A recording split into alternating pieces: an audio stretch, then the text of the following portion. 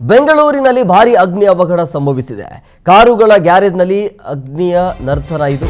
ಬೆಂಗಳೂರಿನ ಥಣಿಸಂದ್ರದಲ್ಲಿ ಆಗಿರುವಂತಹ ಘಟನೆ ಇದು. ಬೆಂಕಿಯ ಕೆನ್ನಾಲಿಗೆಗೆ ಹೊತ್ತಿ ಉರಿದಿರೋದು ಕಾರುಗಳು. ಐಷಾರಾಮಿ ಕಾರುಗಳ ಬೆಂಕಿಗೆ ಅದೆಲ್ಲವೂ ಕೂಡ ಸುಟ್ಟು ಭಸ್ಮ ಆಗಿರೋದು ಕಾರುಗಳು. ಸುಮಾರು 20ಕ್ಕೂ ಹೆಚ್ಚು ಕಾರುಗಳು ಸುಟ್ಟು ಕರಕಲಾಗಿವೆ. 5 ಅಗ್ನಿಶಾಮಕ ವಾಹನಗಳು ಈಗ ಸ್ಥಳಕ್ಕೆ ದೌಡಾಯಿಸಿ ಬೆಂಕಿ ನಂದಿಸುವಂಥ ಕೆಲಸಕ್ಕೆ ಮುಂದಾಗಿದ್ದಾರೆ. ನೋಡ್ತಾ ಇದ್ರಿ, ಬೆಂಗಳೂರಿನಲ್ಲಿ ಆಗಿರುವಂತಹ ಅಗ್ನಿಯ ಅವಘಡ ಇದು. ಇದ್ದಕ್ಕಿದ್ದ ಹಾಗೆ ಕಾರಿನಲ್ಲಿ ಬೆಂಕಿ ಕಾಣಿಸಿಕೊಂಡಿರುವಂಥ ಹಿನ್ನೆಲೆಯಲ್ಲಿ 20ಕ್ಕಿಂತ ಹೆಚ್ಚು ಕಾರುಗಳು ಸುಟ್ಟು ಭಸ್ಮ ಆಗಿವೆ. ಐಷಾರಾಮಿ ಕಾರುಗಳು ಈ ರೀತಿಯಾಗಿ ಬೆಂಕಿಗೆ ಆಹುತಿಯಾಗಿರುವಂಥ ಘಟನೆ ಇದು. ನಿನ್ನೆಯೂ ಕೂಡ ಖಾಸಗಿ ಬಸ್ನಲ್ಲಿ ಇದ್ದಕ್ಕಿದ್ದಾಗೆ 4 ಖಾಸಗಿ ಬಸ್ಗಳು ಬೆಂಕಿಗೆ ಆಹುತಿಯಾಗಿತ್ತು. ಈಗ ಮತ್ತೆ ಈ ರೀತಿಯಾಗಿ ಕಾರುಗಳಿಗೆ ಬೆಂಕಿ ಬಿದ್ದಿರೋದು ಬೆಂಗಳೂರಿನಲ್ಲಿ ಆಗಿರುವಂಥ ಅಗ್ನಿಯ ಅವಘಡ ಇದು. 20 ಕಾರುಗಳು. ಒಂದು ಕಾರಿಗೆ ಬಿದ್ದಿತ್ತಾ ಅಥವಾ ಏಕಾಏಕಿ 2-3 ಕಾರಿಗೆ ಬೆಂಕಿ ಬಿದ್ದಿರೋದಾ, ಒಂದು ಕಾರಿನಿಂದ ಏನಾದರೂ ಈ ರೀತಿಯಾಗಿ ಬೆಂಕಿ ತಗುಲಿ ಹಿಂಗಾಗಿತ್ತಾ, ಅದೆಲ್ಲದಕ್ಕೂ ಕೂಡ ಈಗ ಉತ್ತರ ಸಿಗಬೇಕು ಅಂತ ಹೇಳಿದ್ರೆ ತನಿಖೆ ಆಗಬೇಕಾಗತ್ತೆ. ಇದ್ದಕ್ಕಿದ್ದಾಗೆ ನೋಡ್ತಾ ಇದ್ರಿ, ಒಂದು ದೃಶ್ಯಾವಳಿಯಲ್ಲಿ ಕೂಡ ನೀವು ಗಮನಿಸ್ತಾ ಇದ್ರಿ, 20ಕ್ಕಿಂತ ಹೆಚ್ಚು ಕಾರುಗಳು ಸುಟ್ಟು ಕರಕಲಾಗಿರುವಂಥ ಘಟನೆ ಇದೆ. ಬೆಂಗಳೂರಿನಲ್ಲಿ ಆಗಿರುವಂಥ ಅಗ್ನಿ ಅವಘಡ. 20 ಕಾರಿತ್ತಂತೆ, ಎಲ್ಲವೂ ಕೂಡ ಸುಟ್ಟು ಭಸ್ಮ ಆಗಿವೆ. ನಿಲ್ಲಿಸಿರುವಂಥ ಕಾರು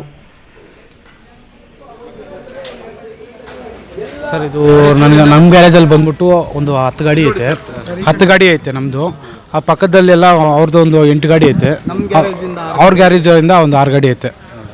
ಅಕ್ಕಪಕ್ಕ ಇರೋದು ಗ್ಯಾರೇಜ್ಗಳೆಲ್ಲ ಅದರಿಂದ ಆಗಿರೋದು ಸರ್. ಅದು ಸರ್ ಏನಿಲ್ಲ ಸರ್, ಬೆಳಿಗ್ಗೆ ಏನಾಗಿದೆ ಅಂತ ಗೊತ್ತಿಲ್ಲ. ಬೆಳಿಗ್ಗೆ 4 ಗಂಟೆಲಿ ನೋಡಿದವಾಗ ಬೆಂಕಿ ಇತ್ತು. ಹಿಂದ್ಗಡೆಯಿಂದ ಹಂಗೆ ಗ್ಯಾರೇಜಲ್ಲಿ ಇದಾಗಿರೋದು ಸರ್. ಅದು ರಿಪೇರಿ ಆಗುತ್ತೆ sir. Tinkering, painting, mechanical, electrician ಎಲ್ಲ ಆಗುತ್ತೆ.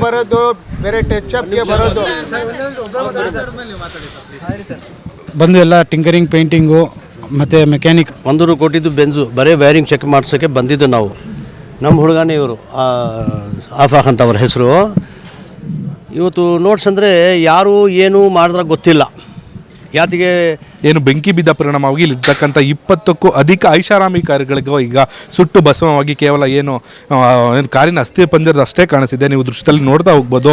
ಇದು ಏನು ಜಾಗ್ವಾರ್, ಇದೇ ರೀತಿಯ ಜಾಗ್ವಾರ್ ಅಂತಹ ಬ್ರೀಜಾಸ್, RD ಕಾರ್ ಸೇರಿದಂತೆ ಐಷಾರಾಮಿ ಕಾರುಗಳು, ರೇಂಜ್ ರೋವರ್ ಸೇರಿದಂತೆ ಸುಮಾರು 20ಕ್ಕೂ ಅಧಿಕ ಐಷಾರಾಮಿ ಕಾರುಗಳನ್ನು ಇಲ್ಲಿ ಏನು ರಿಪೇರಿಗೆ ಅಂತ ಬಿಟ್ಟೋಗಿದ್ರು. ಕೇವಲ ಟಿಂಕರಿಂಗು ಸೇರಿದಂತೆ ಎಲೆಕ್ಟ್ರಾನಿಕ್ ವಸ್ತುಗಳನ್ನು ರಿಪೇರಿಗೆ ಅಂತ ಹೇಳಿ ಮಾಲೀಕರು ಸಾಕಷ್ಟು ಜನ ಬಿಟ್ಟು ಹೋಗಿದ್ರು.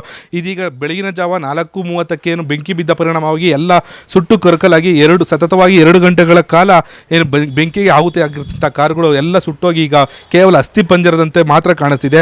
ಇದೀಗ ಏನು 4 ಗಂಟೆಗೆ ಬಿದ್ದ ಏನು ಬೆಂಕಿ ಪರಿಣಾಮವಾಗಿ ಅಗ್ನಿಶಾಮಕ ದಳಕ್ಕೆ ಇಲಾಖೆಗೆ ಏನು ಮಾಹಿತಿ ಪಡೆದಂಥ ಅಧಿಕಾರಿಗಳು ಕೂಡಲೇ ಸ್ಥಳಕ್ಕೆ ಬಂದು ಏನು ಅಗ್ನಿಯನ್ನು ಏನು ನಂದಿಸುವ ಕಾರ್ಯಕ್ಕೂ ಸತತವಾಗಿ ಶ್ರಮ ಪಟ್ಟಿದ್ದಾರೆ. ಅದಾದ ನಂತರದಲ್ಲಿ ಈ ನೋಡಿದಂಥ ಕಾರುಗಳು ಈಗ ಮಾಲೀಕರು ಸಹ ಇಲ್ಲಿ ಬಂದು ಇಲ್ಲೆಲ್ಲ ನೋಡ್ತಾ ಸಂದರ್ಭದಲ್ಲಿ ಸುಮಾರು 20ಕ್ಕೂ ಅಧಿಕ ಕಾರುಗಳು ಸುಟ್ಟು ಭಸ್ಮವಾಗಿರುವಂತಕ್ಕಂಥದ್ದು ನೀವು ದೃಶ್ಯದಲ್ಲಿ ನೋಡ್ತಾ ಹೋಗ್ಬೋದು.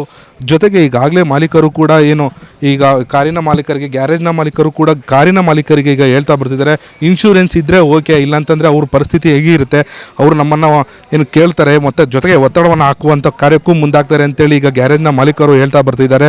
ಅಷ್ಟೇ ಅಲ್ಲದೆ ಈಗಾಗಲೇ ಸುಮಾರು 4ರಿಂದ ಈ ಒಂದೇ ಸ್ಥಳದಲ್ಲಿ ಏನು ಥಣಿಸಂದ್ರದ ಏನು ಈ ಒಂದೇ ಭಾಗದಲ್ಲಿ ಹೆಗ್ಡೆ ನಗರದಲ್ಲಿ ಇರ್ತಕ್ಕಂಥ ಒಂದೇ ಭಾಗದಲ್ಲಿ ಸುಮಾರು 4ರಿಂದ 5 ಏನು ಗ್ಯಾರೇಜ್ಗಳು ಅಕ್ಕಪಕ್ಕದಲ್ಲೇ ಇದ್ವು. ಈ ಅಕ್ಕಪಕ್ಕದಲ್ಲಿರ್ತಕ್ಕಂಥ ಸುಮಾರು 20ಕ್ಕೂ ಅಧಿಕ ವಾಹನಗಳು, ಐಷಾರಾಮಿ ವಾಹನಗಳು ಇದೀಗ ಏನು ಬೆಂಕಿಗೆ ಆಹುತಿ ಆಗಿದೆ. ಜೊತೆಗೆ ಈಗಾಗಲೇ ಕೇವಲ ಏನು ಕಾರುಗಳು ಅಷ್ಟೇ ಅಲ್ಲದೆ ಸುಮಾರು 8ಕ್ಕೂ ಅಧಿಕ ಆಟೋಗಳು ಕೂಡ ಇಲ್ಲಿ ಈಗ ಏನು ಬೆಂಕಿಗೆ ಆಹುತಿಯಾಗಿ ಸಂಪೂರ್ಣವಾಗಿ ಎಲ್ಲ ಸುಟ್ಟು ಕರಕಲಾಗಿವೆ. ಇದೀಗ ಈ ಆಟೋ ಮಾಲೀಕರು ಕೂಡ ಏನು ಗ್ಯಾರೇಜ್ನ ಮಾಲೀಕರ ಮೇಲೆ ಒತ್ತಡವನ್ನು ಹೇರ್ತಿದ್ದಾರೆ. ನಮಗೆ ಯಾವುದೇ ಇನ್ಶೂರೆನ್ಸ್ ಇಲ್ಲ, ಈ ಗಾಡಿಯನ್ನು ನೀವೇ ಕಟ್ಕೊಡ್ಬೇಕು ಅಂತೇಳಿ ಈಗ ಮಾಲೀಕರಿಗೆ ಒತ್ತಡ ಹಾಕುವಂಥ ಕಾರ್ಯಕ್ಕೂ ಕೂಡ ಮುಂದಾಗ್ತಿದ್ದಾರೆ.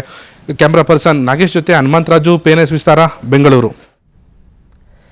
ಈ ಬಗ್ಗೆ ಮತ್ತಷ್ಟು ಮಾಹಿತಿ ನೀಡ್ತಾರೆ ನಮ್ಮ ಪ್ರತಿನಿಧಿ ಹನುಮಂತರಾಜು ಫೋನ್ ಸಂಪರ್ಕದಲ್ಲಿದ್ದಾರೆ. ಹನುಮಂತು, ಈಗ ಏಕಾಏಕಿ ಈ ರೀತಿಯಾಗಿ ಬೆಂಕಿ ಬಿದ್ದಿರೋದಕ್ಕೆ ಕಾರಣ ಏನು ಅಂತೇಳಿ ಈಗ ಸ್ಥಳಕ್ಕೆ ಪೊಲೀಸರು ಬಂದಿದ್ದಾರಾ? ಪ್ರಾಥಮಿಕ ವರದಿಯಲ್ಲಿ ಏನಾದರೂ ಮಾಹಿತಿ ಸಿಗ್ತಾ ಇದೆಯಾ? SMಂತ್ ಈಗಾಗಲೇ ಏನು ಥಣಿಸಂದ್ರದಲ್ಲಿ ಇರ್ತಕ್ಕಂಥ ಇನ್ನು ಗ್ಯಾರೇಜ್ಗಳಿಗೆ ಬೆಳಗಿನ ಜಾವ 4 ಗಂಟೆಗೆ ಸುಮಾರು 4 ಗಂಟೆಗೆ ಬೆಂಕಿ ಬಿದ್ದಂತ ಪರಿಣಾಮವಾಗಿ ಸುಮಾರು 4 ಗ್ಯಾರೇಜ್ಗಳಲ್ಲಿ 20ಕ್ಕೂ ಐಷಾರಾಮಿ ಕಾರುಗಳೇನಿದ್ವು ಸಂಪೂರ್ಣವಾಗಿ ಸುಟ್ಟು ಕರ್ಕಲಾಗಿದೆ. ಇದಾದ ನಂತರದಲ್ಲಿ ಏನು ಮಾಹಿತಿಯನ್ನು ಪಡೆದಂತ ಅಗ್ನಿಶಾಮಕ ದಳದವರು ಕೂಡಲೇ ಕಾರ್ಯಾಚರಣೆಯನ್ನು ಆರಂಭಿಸಿ ಬೆಂಕಿಯನ್ನು ನಂದಿಸುವ ಕಾರ್ಯಕ್ಕೂ ಈಗ ಮುಂದಾಗಿದ್ದರು. ಈಗ ಏನು ಪೊಲೀಸರು ಸ್ಥಳಕ್ಕೆ ಬಂದು ಆಗಮಿಸಿ ಪರಿಶೀಲನೆ ಕೂಡ ನಡೆಸಿದ್ದಾರೆ. ಇದೀಗ ಪೊಲೀಸರ ಪರಿಶೀಲನೆ ನಂತರದಲ್ಲಿ ಏನ್ ತಿಳಿದು ಬರ್ತಿದೆ ಅಂತಂದ್ರೆ ಈಗಾಗಲೇ ಯಾವುದೇ ಕಾರಣಕ್ಕೆ ಯಾವ ರೀತಿ ಶಾರ್ಟ್ ಸರ್ಕ್ಯೂಟ್ ಇಂದ ಏನಾದ್ರೂ ಬೆಂಕಿ ತಗಲಿ ರೀತಿ ಅನಾಹುತ ಆಯ್ತಾ ಅಥವಾ ಒಂದ್ ವೇಳೆ ಯಾರಾದ್ರೂ ಕಿಡಿಗೇಡಿಗಳೇನಾದ್ರೂ ಬೆಂಕಿ ಹಚ್ಚಿದ್ದಾರೆ ಅನ್ನೋದು ಈ ಪೊಲೀಸರ ತನಿಖೆಯಿಂದಷ್ಟೇ ಮುಂದಿನಷ್ಟೇ ತಿಳಿಬಹುದು. ಒಟ್ಟಾರೆ ಏನೇ ಆದ್ರೂ ಸುಮಾರು 20ಕ್ಕೂ ಅಧಿಕ ಐಷಾರಾಮಿಕಾರಿಗಳು ಗ್ಯಾರೇಜ್ಗೆ ಬಿಟ್ಟಿರ್ತಕ್ಕಂಥ ಗ್ರಾಹಕರು ಕೂಡ ಏನ್ ಸಂಪೂರ್ಣವಾಗಿ ಸುಟ್ಟು ಕರ್ಕಲಾಗಿರೋದನ್ನ ಬೆಳಿಗ್ಗೆ ಹೊತ್ತು ನೋಡಿ ಸಾಕಷ್ಟು ಕಂಗಾಲಾಗಿದ್ದಾರೆ. ಜೊತೆಗೆ ಗ್ಯಾರೇಜ್ನ ಮಾಲೀಕರು ಕೂಡ ಏನು ಯಾವ ರೀತಿ ಈ ರೀತಿ ಆಯ್ತು ಅಂತ ಹೇಳಿ ತಲೆ ಮೇಲೆ ಕೈ ಇಟ್ಕೊಂಡು ಕೂಡ ಕೂತಿದ್ದಾರೆ. ಹೇಮಂತ್, ಹನುಮಂತರಾಜ್, ಈ ಘಟನೆಯಲ್ಲಿ ಯಾರಾದ್ರೂ ಇದ್ರಾ? ಹೇಗೆ ಆ ಗ್ಯಾರೇಜ್ ಅಲ್ಲಿ ಯಾರು ಇರ್ಲಿಲ್ವಾ? ಜನ ಇರ್ಲಿಲ್ವಾ? ಹೇಗೆ ಯಾರಿಗೆ ಏನಾದ್ರೂ ಅನಾಹುತ ಆಗಿದೆಯಾ?